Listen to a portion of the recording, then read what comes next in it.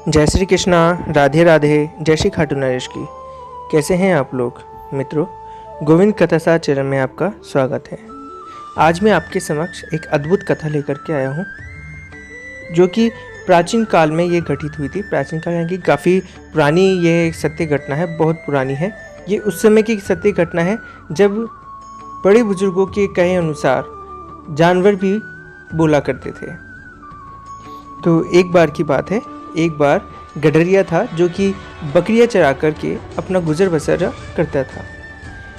उसका काम ही यही था कि पूरे सुबह से लेकर के शाम होने तक वह सिर्फ और सिर्फ बकरियों को चरा करके अपने गांव, अपने घर पर लेकर के जाता और फिर सुबह हो करके, जैसे सुबह होती है, उनका दूध निकाल करके उसे बेचकर अपना गुजर बसर करता था। एक बार की बात है, वह एक रोज़ अपने बकरियों को चराने के लिए जंगल में लेकर के गया।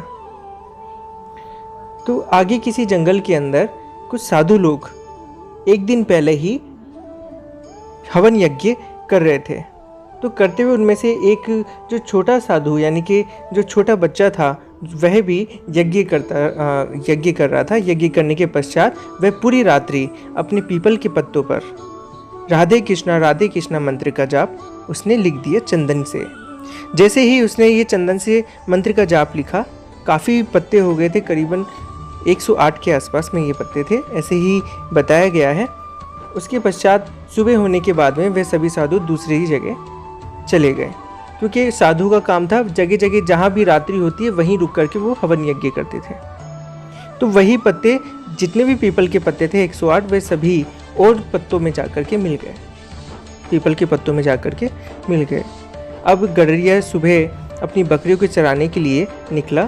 उसी समय उनमें से एक बकरी ने, वे सभी जो राधे नाम के जितने भी पीपल के पत्ते थे, वे सभी जो मंत्र से संबंधित जो पत्ते थे, वे इस बकरी ने खा लिए। बकरी के खाने के पश्चात कुछ एक अद्भुत चमत्कार हुआ। ऐसा चमत्कार कि बकरी के हृदय में सिर्फ और सिर्फ राधे नाम की ही महिमा का गुणगान हो रहा था। धीरे धीरे बकरी के मुँह से राधे नाम का उच्चारण ही हो रहा था। उसी के साथ में बकरी में एक अलग ही दिव्यता और आ गई है, जैसे कि बकरी इंसानों की तरह स्पष्ट रूप से बोल सकती थी और इसे इंसान भी सुन सकते थे वह क्या बात कर रही है। बकरी निरंतर घूमते हुए राधे कृष्णा का जाप कर रही थी।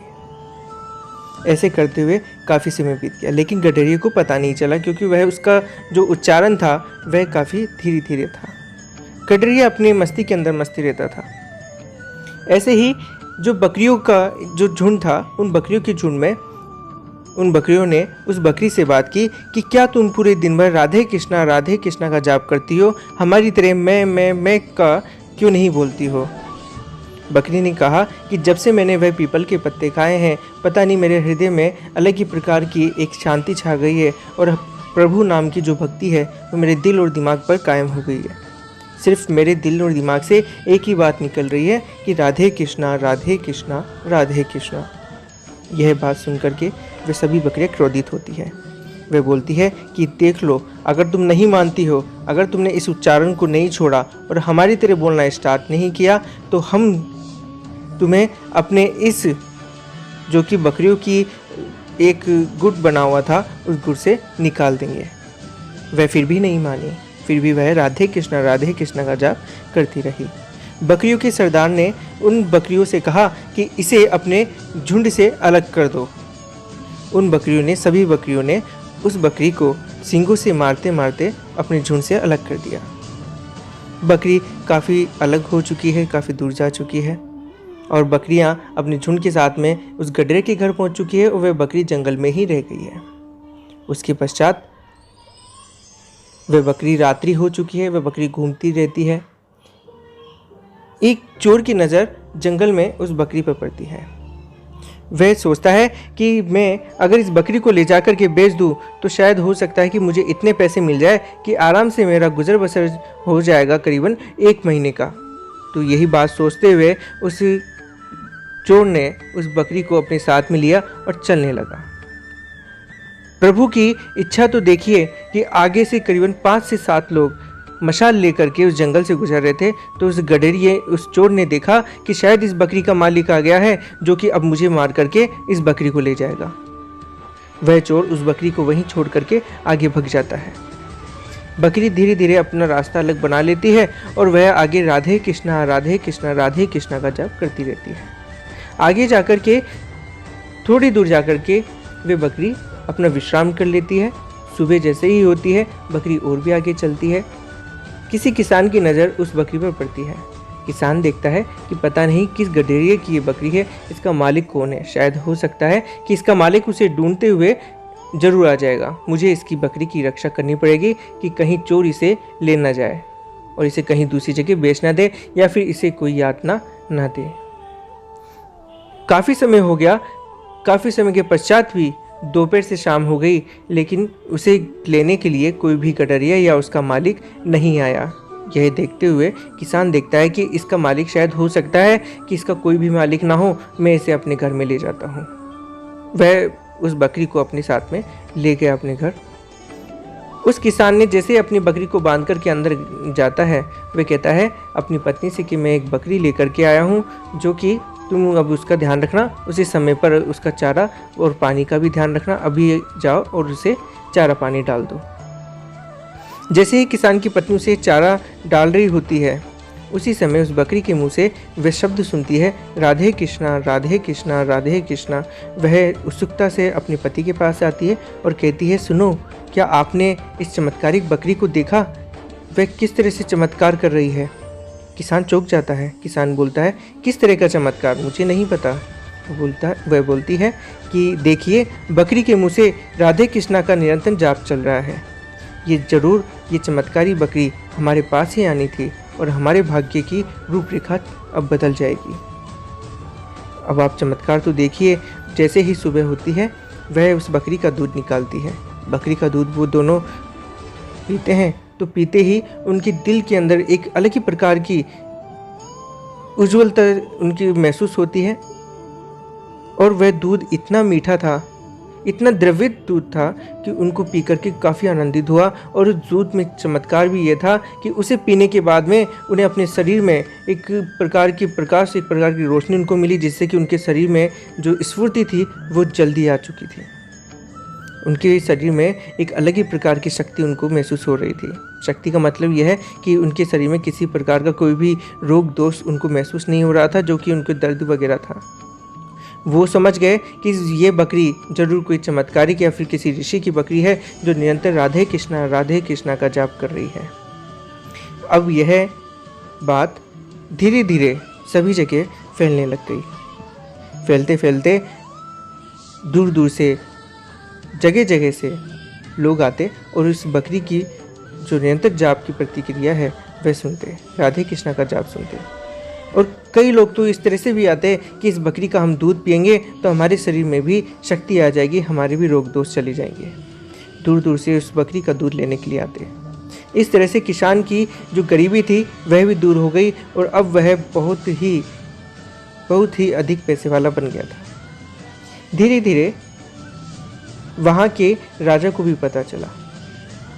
राजा ने देखा कि यह ऐसा तो बिल्कुल भी नहीं हो सकता, ये बिल्कुल मिथ्या बात है, ये एक तरह से झूठी बात है, मैं इस बात को नहीं मानता।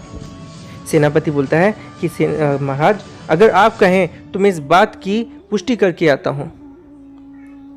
महाराज बोलते हैं कि जाओ, आप इस बात की पुष्टि जरूर करके आओ, और अगर ये बात सत्य है तो इस बकरी को मेरे पास में लेकर आना और इस किसान को भी मेरे पास में लेकर के आना कि ये चमत्कार उसने कैसे किया। आगे देखिए कि वह सेनापति उस किसान के पास में जाता है और पूछता है कि क्या तुम्हारे पास में वह बकरी है जो निरंतर राधे कृष्णा का जाप कर रही है? तो किसान बोलता है कि जी हाँ सेनापति, यह बकरी मेरे पास में ही है। सेनापति बोलता है कि आपको महाराज के समक्ष इस बकरी को लेकर के जाना होगा, महाराज ने आज्ञा दी है। किसान उसे अपने साथ में लेकर के जाता है। अब इस तरह से देखिए कि किसान जैसे महाराज के पास में जाता है तो महाराज बोलते हैं, क्या ये वह बकरी है?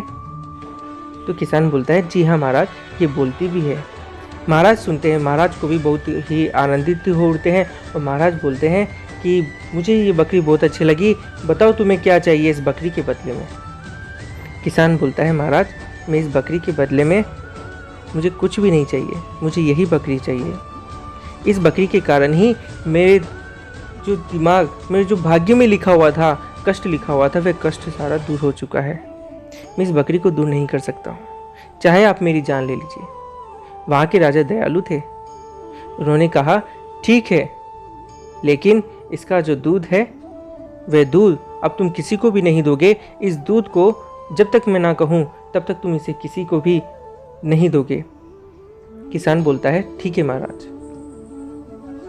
आगे देखिएगा कि काफ़ी समय के पश्चात उस राजा की जो पत्नी थी, जो महारानी थी, वे काफ़ी बीमार हो जाती है। ज्योतिष वगैरह या वेद वगैरह वे सभी हाथ जोड़ देते हैं और बोलते हैं, महाराज महारानी को किसी भी प्रकार की कोई भी औषधि, कोई भी दवा नहीं लग रही है और अब मुझे लगता है कि अब इनको सिर्फ और सिर्फ दुआ की ज़रूरत है।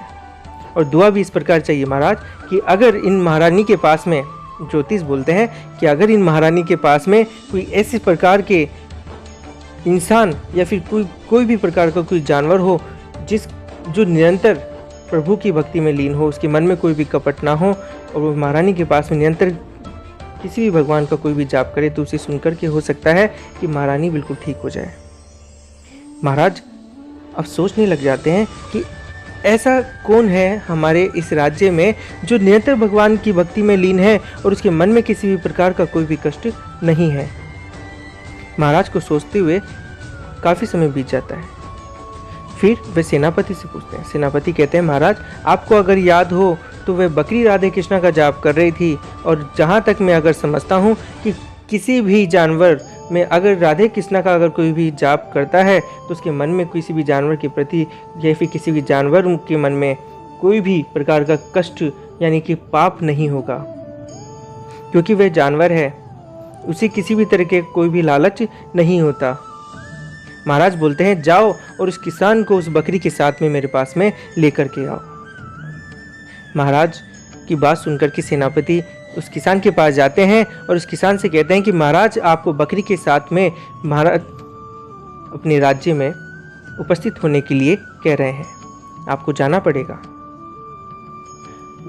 वह किसान अपनी बकरी को लेकर के जाता है और महाराजा कहते हैं कि देखो किसान, तुम्हें इस बकरी को मेरे साथ मेरे यहीं छोड़ना होगा, यह मेरी आज्ञा है।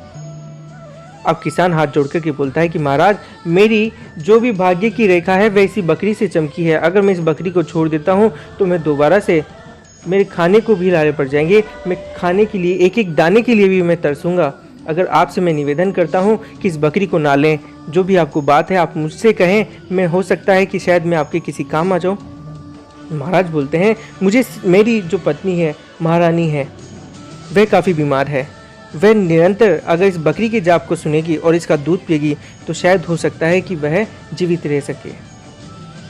तो किसान बोलता है कि महाराज ऐसा मुझसे ना करें, अगर आप कहें तो मैं इसे कुछ समय के लिए मैं इसे यहाँ छोड़ सकता हूँ। महाराज बोलते हैं, तुम्हें जो भी कुछ भी चाहिए मैं तुम्हें इस बकरी के बदले में दे सकता हूँ, लेकिन तुम्हें इसे छोड़ना पड़ेगा और इसके साथ में तुम्हें इस राज्य में एक अच्छी उपाधि भी दे दी जाएगी।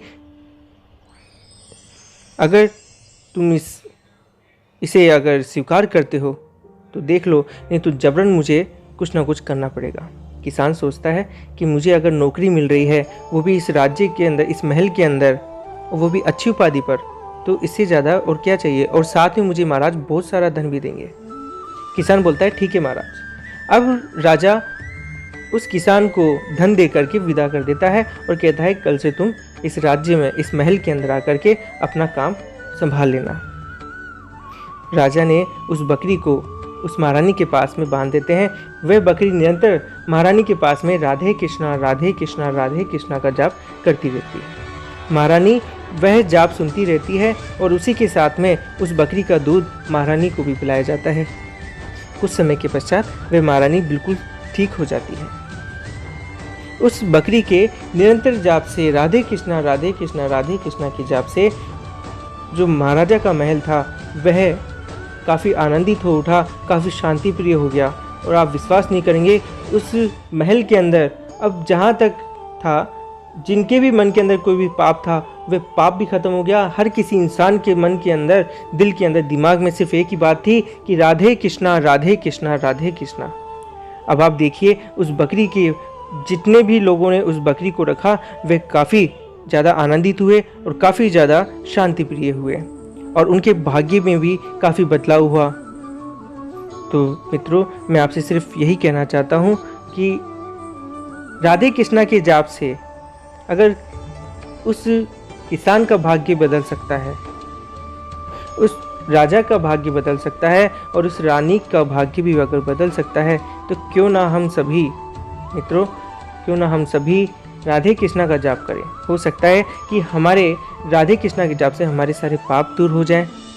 मित्रों, हमारे राधे रानी, हमारे कृष्ण महाराज है ही कुछ ऐसे कि वह थोड़े से ही एक बार के नाम लेने पर ही सारे पाप कष्ट, सारे पाप दूर कर देते हैं। तो निरंतर जाप से तो हमारा भाग्य ही बदल जाएगा। राधे कृष्णा के जाप से हमारा कुछ बिगड़ता नहीं है मित्रों, लेकिन हमें कुछ मिलता ही है। और ये ऐसा मिलन है कि आप देखिए कि हमारे पाप ही दूर हो जाते हैं। तो क्यों ना हम ये नाम क्यों ना लें। तो आइए हम आज से ही नई शुरुआत करते हैं। अगर हमें कोई भी बात अगर शुरू करनी है तो राधे की राधे या राधे कृष्णा के नाम से करें। बीच बीच में अगर आपको समय मिलता है तो राधे कृष्णा राधे कृष्णा राधे कृष्णा का निरंतर जाप करें। हो सकता है कि आपके भाग्य में भी बदलाव आएगा और आपके भाग्य के साथ में आपका दिन भी संवर जाएगा और आपके सारे पाप और कष्ट भी दूर हो जाएंगे। तो इसी के साथ में ये सत्य घटना पूरी होती है। आज के लिए इतना ही। जय श्री कृष्णा, जय श्री राधे, जय श्री खाटू नरेश की। हम सभी पर खाटू नरेश का और श्री बांके बिहारी जी का आशीर्वाद ऐसे ही बनी रहे।